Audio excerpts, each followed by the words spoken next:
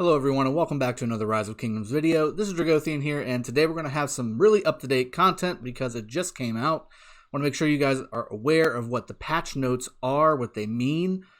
It's a little weird, right? It's a filler update for the most part. It's in between the major updates that are coming out as the festivals come out and things like that, which we'll also talk about. But in this video, we're going to be talking about the patch notes that were just released this morning, go over what each one of them means, and all that good stuff. Before we transition over, again, this is a sponsored content creation channel for Rise of Kingdoms. Make sure you hit the sub button, hit the like button, hit the bell notification, all those good things, so that we can continue to bring you good content every single day. So without further ado, let's jump right into it.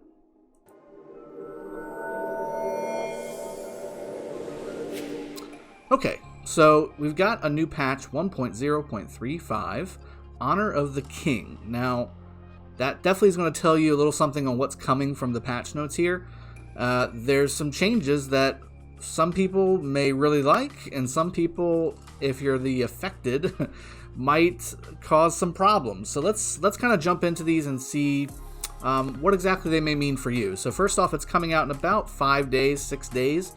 6/29 is the release date for the patch, and a couple of these will take effect a couple weeks after said patch.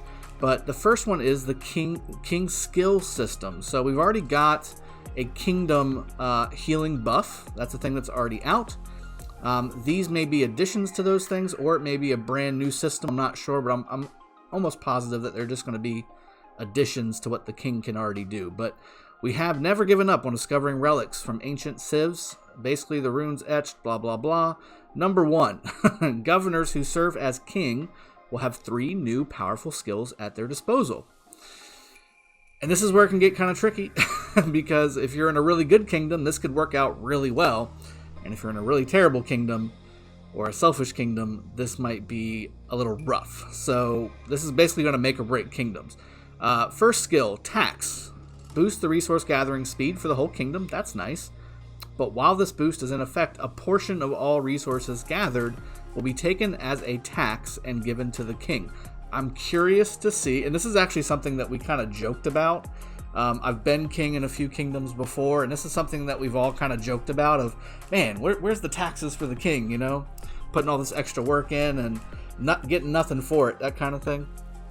But this is actually going to be a thing. So, again, if you're in a really good kingdom, this is a good thing, because usually what should happen here, at least this is my first thought on how I would use it if we are able to get this. So just use it as a kingdom coffer, so a kingdom war coffer. So you can have an account that is the king, basically, and that king account can basically hop to different alliances and transfer resources from the taxes that they receive. Now, this obviously benefits kingdoms that are very active, and again, I don't know what the percentage of this is, but I'd imagine if you've got a very active kingdom, even if it's 1 or 2%, that should be a pretty substantial amount of resources with how large these resource nodes are. So I think that this is a good thing for good kingdoms and active kingdoms, and conversely, if it's a terrible kingdom and the king's selfish and the king doesn't want to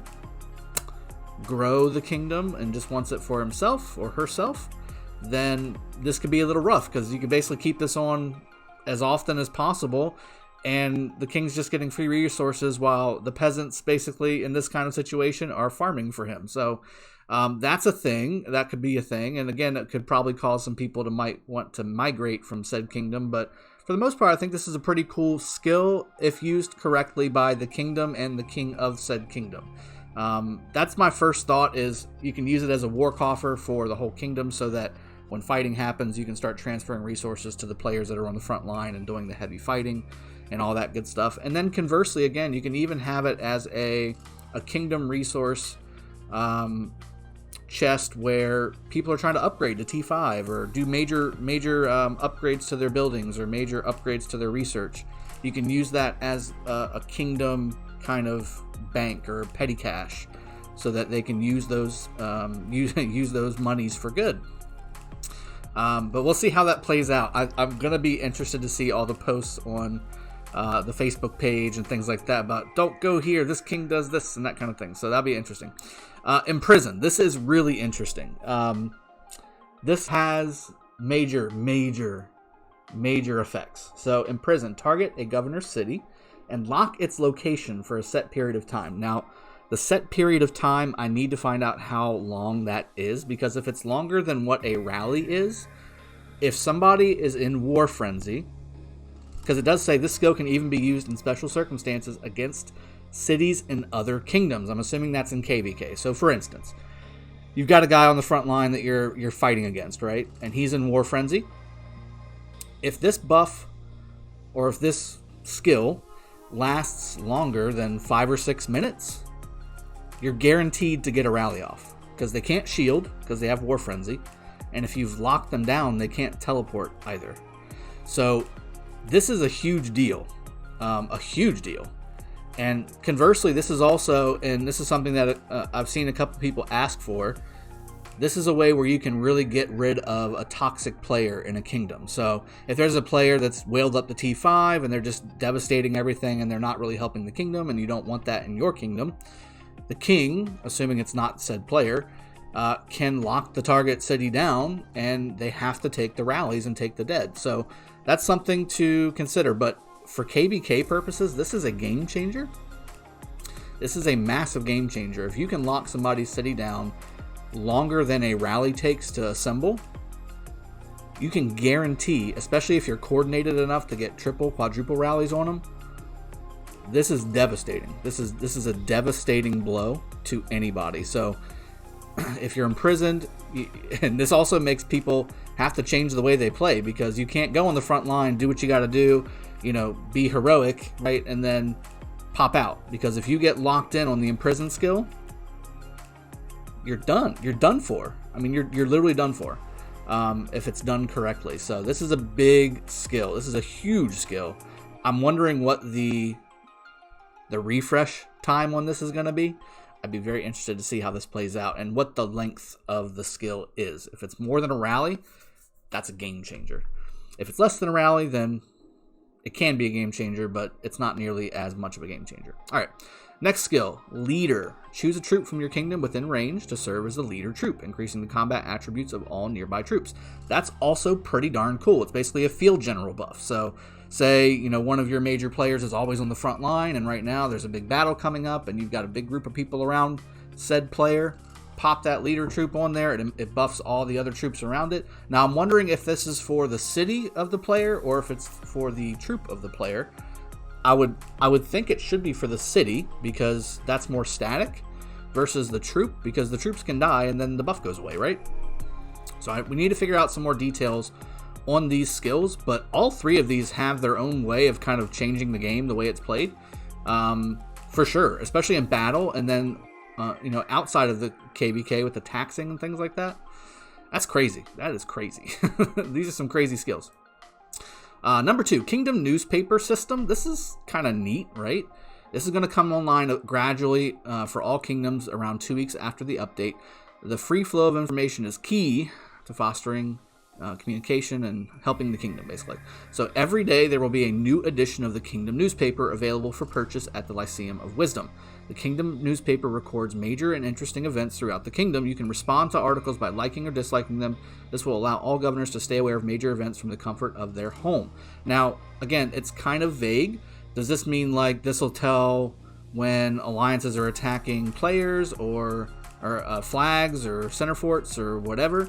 Or is this going to be like so-and-so gained 20 million power today? Or I'm curious to see what kind of news it's going to have in said newspaper. But this is kind of a cool little feature, and as long as it doesn't cost much, I'd buy it, right? Just to kind of keep a little better tabs of what's going on in the kingdom. And this also can kind of give you some insight into what's happening in the kingdom. I mean, maybe there's a coup about to happen. Maybe there's some positioning that you weren't aware of because it's on the other side of the map. And maybe this newspaper will tell you about that. So I'm curious to see how this is kind of fleshed out and implemented. But I think overall, again, a kind of a cool little thing. Soroli Crisis and Ian's Ballad improvements. This is continuing to get more and more improvements. Healing is now a tracked statistic in the Soroli and Ian Ballad's events, and will be displayed in the stats display on the left side of the screen. Okay, cool. Added healing stats and an enmity list. That's a little fuzzy. I'm not sure exactly what that is going to help with. Added a potions button for the Ceroli and Ian's events, allowing governors to quickly buy and use all sorts of potions. So again, you don't really need to do that right now if you're higher level or higher enough level, but it's there for whenever they inevitably make this more difficult again. Added wisdom potions, quickly recovers energy points, and recovery potions increases healing and shield effects. Those are kind of cool. Chieftains in the Ceroli Crisis event will only be activated once attacked by governors. That's cool because you can position yourself first and then attack versus having to, kind of make it work as you go in. In the event, governors can now vote to reset chieftains. That's just a good quality of life change. Reset the chieftains and battlefield as a whole. Added completion time rankings, so there's a little bit of a maybe there's some rewards to this now. So instead of it just being for Ceroli Assault, you can do Ceroli Crisis, and you get a reward for that. That'd be kind of cool. In the Ceroli Crisis event, governors can now tap the hold position button beneath their troops to make them stop and stand in place. How long have we been waiting for this? That's a fix that should have happened whenever it came out. In the Ian's Ballads event, if you accidentally leave the event screen, you can quickly re-enter. That's always good as well. In the Ian's Ballads event, the first time you send troops after entering the campaign, or if your team is wiped out, you will not be subjected to the cannot dispatch troops. That's a fix as well. Added a skip cutscene, thank goodness, to the beginning of Ian's Ballads. Thank you very much. Also, the cutscene for looting the chest, that's also good too, to get rid of. Other bug fixes and optimizations, that's good.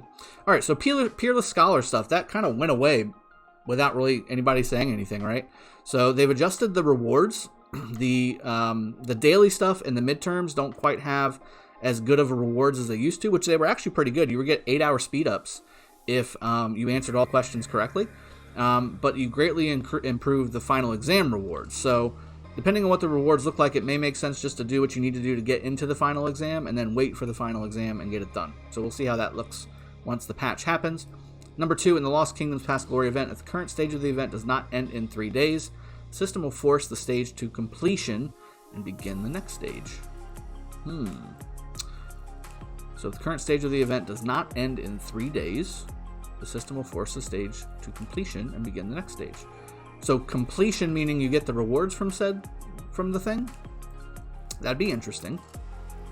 Let's see how that plays out too. Fixed an error regarding the extra attribute bonuses and special talent section for Delane's Amulet. Okay, so fixed an error regarding the extra attribute bonuses and special talent section. Okay, so that makes sense. And Pendant of the Eternal Night. Basic equipment attributes are not affected. Okay. So are they saying if you proc those items, they don't give the extra bonus anymore? Is that what the problem is? Because they should. Or maybe they weren't and now they will? Because I haven't made either of these yet. Yeah, if you know, please comment in the comments below. Because I'm not sure about what this number 3 means. Is it fixing the problem where it wasn't providing the bonus, or it was providing the bonus and they're taking it away? I need to know which one that is. Number 4, in the Lost Kingdom, you can look up the honor points earned by individual alliance members. That's okay. Added another required confirmation before, thank goodness. Added another required confirmation before beginning research on alliance tech. Can't tell you how many times I've had people, including myself, accidentally smack the alliance research button instead of hitting the donate button because it was already done. And people just go through the motions because we have so many things to do. So now there's going to be an extra little box that pops up that says, are you sure you want to go ahead and start this research? No, I want to donate. So that's good. That's a good quality of life change. You can now directly skip battle in Sunset Canyon through the formation screen. Thank goodness. You don't have to wait for this clouds and the loading and everything. You can just kind of bam, bam, bam, bam, bam, and get through it and get done. And get your materials and equipment chest. Equipment blueprints chest. Improve sound effects in the Alliance screen. Okay. Fix an issue with excessive load times when loading the game. That's always a good thing. Improve the event calendar. The different statuses of different events should now be clearer. Okay. Interested to see how that looks. Number 10. After matchmaking for Ark of Osiris is finished, more information, including the overall rankings about both alliances, will be available on the event screen. Okay, also cool. So maybe we don't have to go digging around to see who we're going to be fighting anymore. Because we do that, and we can pretty much narrow it down based on the matchmaking score of both alliances and that kind of thing. And also the insignia of the alliance that we're fighting. And at the top level, we tend to fight mostly the same people. So we kind of already know who we're fighting. So maybe that's they're just going to let you know instead of having to dig into it.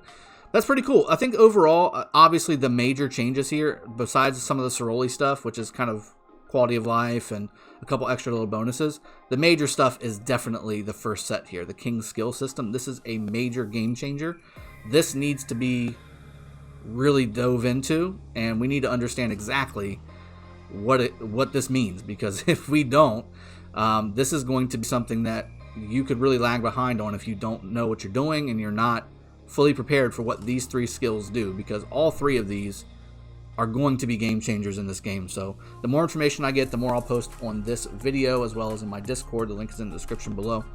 I hope you guys have enjoyed this rundown of the patch. I will see you guys a little bit later today. We're going to be doing a stream because the end of the city skin event is happening tonight, and I've got 2 accounts that are still in the running to get said city skin. I've got all the recording of the powering up as well. I'm going to go ahead and play on that stream as well if you want to join me. I want to say I'll probably start streaming around 7 p.m. my time, which is 23 UTC everybody's time. So I hope you enjoyed this video. I will see you guys next time. Cheers, have a good one, and take care.